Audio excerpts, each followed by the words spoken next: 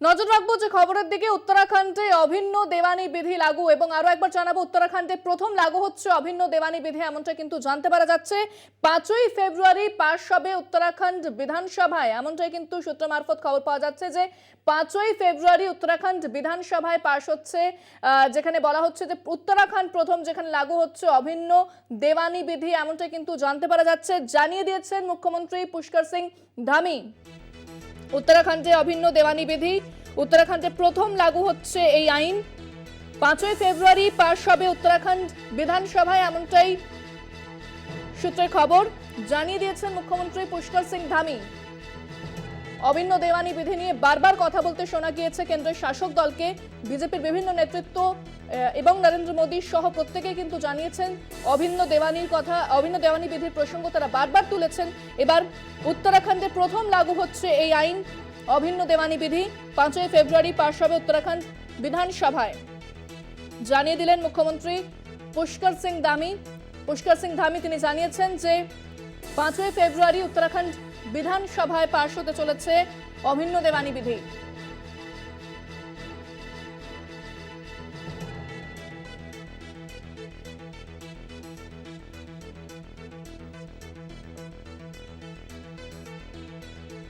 আরো একবার জানাবো যে খবরের দিকে নজর রেখেছি উত্তরাখণ্ডে অভিন্ন দেওয়ানি বিধি।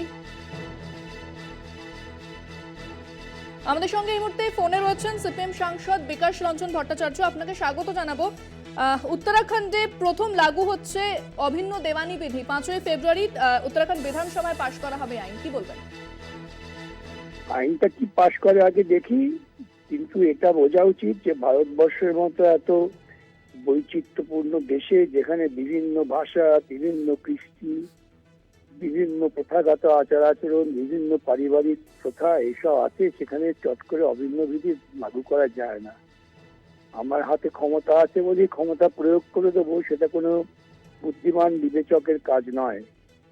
তার আগে বহু বিতর্ক হওয়া দরকার, বহু আলোচনা হওয়া দরকার যে দেশব্যাপী এবং অভিন্ন বিধি চালু করা যায় কিনা।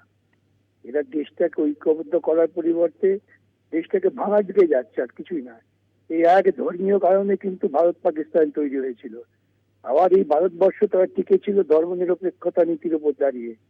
এই ধর্মনিরপেক্ষতা নীতি থেকে বিচ্যুত হওয়া মানে কিন্তু আবার দেশ বিভাজনের দিকে যাওয়া। বিজেপি মানুষের জীবন নিয়ে খেলছে।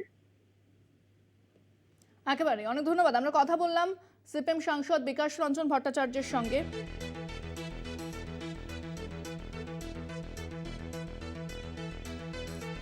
আবারও নতুন করে চর্চা শুরু হয়েছে অভিন্ন দেওয়ানি বিধিকে কেন্দ্র করে, অর্থাৎ অভিন্ন দেওয়ানি বিধি বা ইউনিফর্ম সিভিল কোড, এই আইনের কথা বারবার শোনা গিয়েছে বিজেপি নেতৃত্বের মুখে এবং বিরোধীরা বারবার এই আইনের সমালোচনা করেছেন। তবে উত্তরাখণ্ডে প্রথম লাগু হতে চলেছে এই আইন অভিন্ন দেওয়ানি বিধি বা ইউনিফর্ম সিভিল কোড। উত্তরাখণ্ড বিধানসভায় পাশ হবে 5ই ফেব্রুয়ারি, এমনটা জানিয়েছেন উত্তরাখণ্ডের মুখ্যমন্ত্রী পুষ্কর সিং ধামি।